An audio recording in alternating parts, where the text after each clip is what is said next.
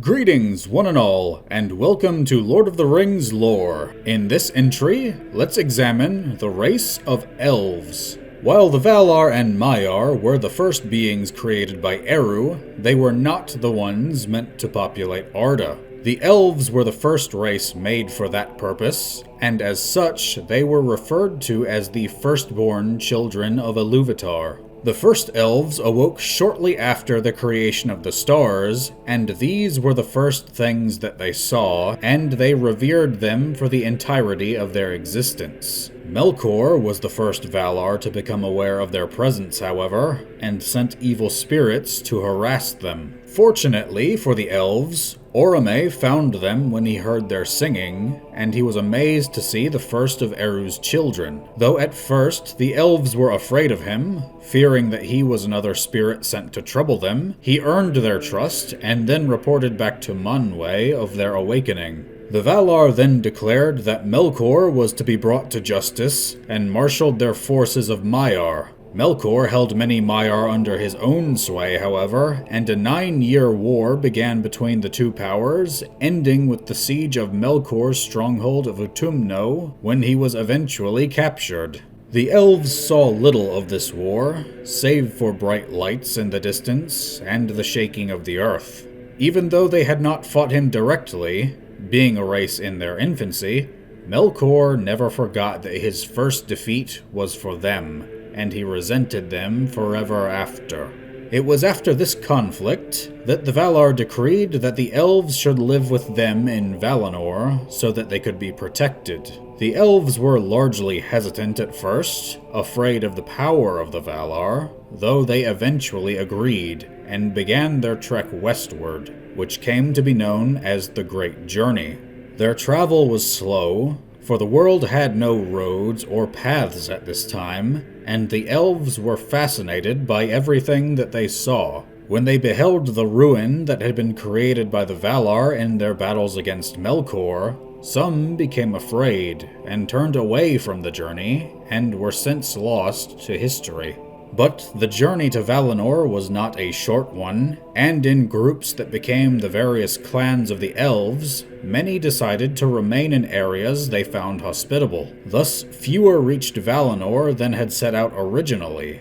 These elves that completed the journey and dwelled in Valinor became High Elves, and existed both in the normal world and the unseen world, which those who put on the One Ring saw. But Melkor was eventually released from his prison, and for a time feigned repentance and goodwill, even aiding the elves living in Valinor to maintain his ruse. But he subtly spread lies about the Valar among them, saying that the Valar wanted the elves to remain in Valinor so that men would have Middle-earth for themselves, as they would be easier for the Valar to control. When he was ready to make his move, Melkor departed Valinor and sought out the monstrous entity known as Ungoliant. With her aid, he destroyed the 2 trees of Valinor and plunged the world into darkness. He also stole the Silmarils, the prized jewels of the Noldor elves, and slew their king in his escape. Thus the Noldor elves sought to make war against Melkor, now named Morgoth. But Morgoth had fled to Middle-earth, and the Noldor possessed no ships. They attempted to persuade the Falmari elves, who were known to have such vessels, but they were denied, as the Valar had forbidden them from pursuing Morgoth. And so the Noldor slew many of the Falmari and took their ships, in an event known as the Kinslaying at Alqualande. Galadriel had been there and was opposed to this, though she was powerless to stop it. The Valar then demanded that the Noldor return and face justice, to which some did, though many did not. To those that pursued Morgoth to Middle-earth, the Valar decreed that they would receive no aid from them, and that they would be barred from returning to Valinor. The Valar would eventually declare war on Morgoth once again, known as the War of Wrath, which would result in his defeat. With them, they brought Maiar and elves from Valinor. This was when they finally repealed the exile of the Noldor.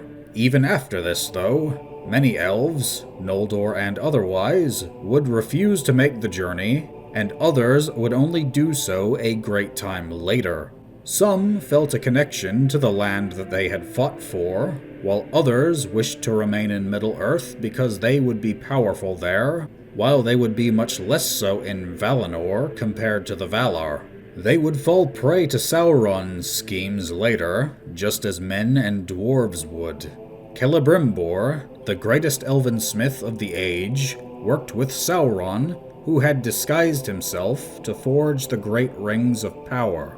16 were made by them, but after Sauron departed to create the One Ring in secret, Celebrimbor crafted 3 more rings that would be given to the Elven Lords by himself, though he never revealed their locations to Sauron. But elves are different from other children of Ilúvatar, as they are nigh immortal.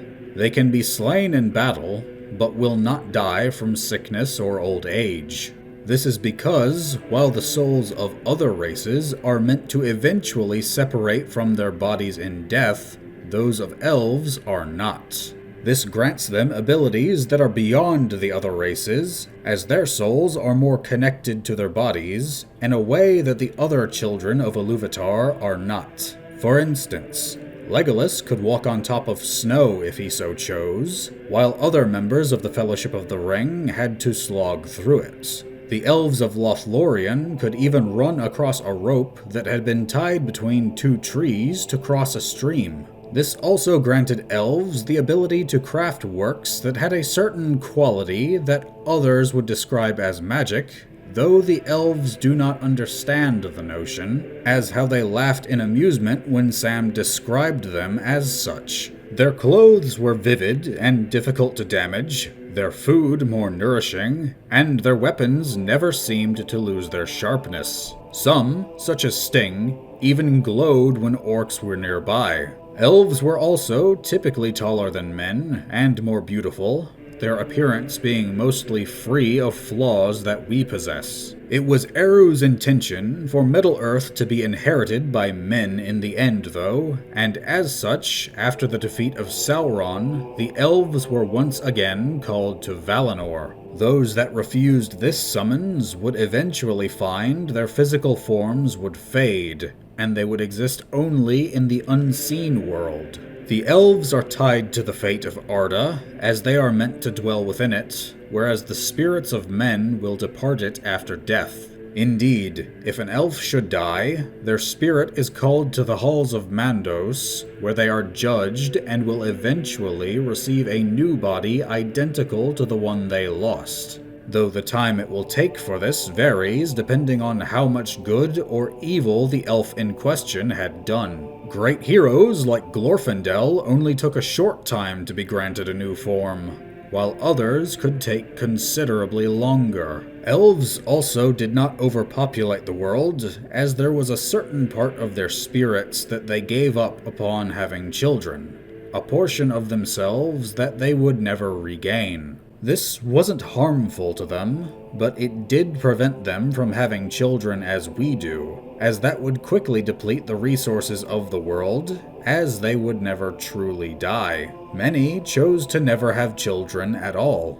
Elves almost never formed romantic relationships with other races, as the fates of their souls would be different, and that would only lead to pain. This did not stop this from occurring a few times in history, though. Offspring produced from this union would be known as half-elven. These beings were given the choice of whether to share the fates of elves or men. This is why Elrond is sometimes referred to as half-elven, as he was born from such a union. He chose to become an elf, while his brother Elros chose to be a man. This is how Arwen could give up the immortality of the elves, as she inherited the ability to do so from her father. That would not be an option available to other elves, however. But the elves were not meant to dwell forever in Middle-earth, and after they either journeyed to Valinor, or faded into houseless spirits, from the 4th Age onwards, Middle-earth was the dominion of men.